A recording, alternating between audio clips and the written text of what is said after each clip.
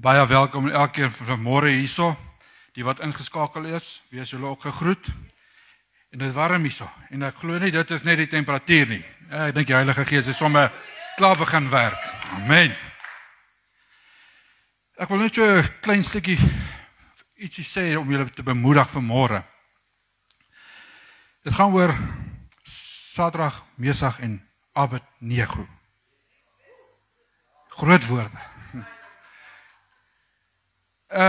Hulle was, elke van julle ken wat daar gebeur het. Hulle was in die vuuroond gegooi, omdat hulle nie koning Nebukadneser sy versoek nagekom het om sy afgode en goue beeld daaraan bid nie.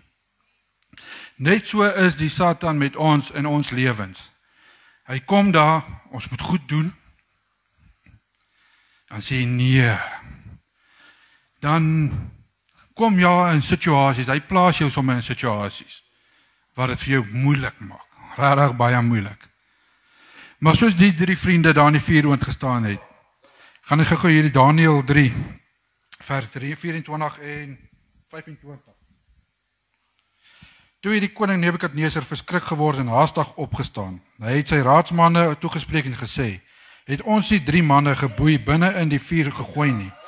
Hulle antwoord en sê aan die koning, sekerlik o koning.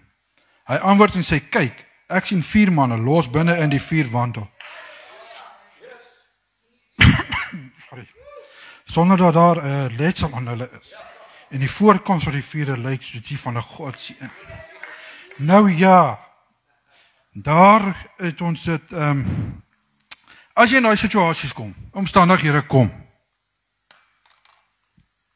kry God aan jou kant.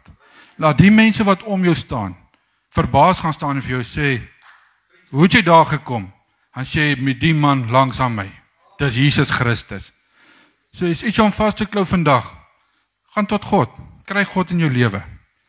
En daar is jou 4de man wat saam met jou pad, of 'n tweede man wat saam met jou pad loop, en jy gaan nooit spyt wees nie. Amen.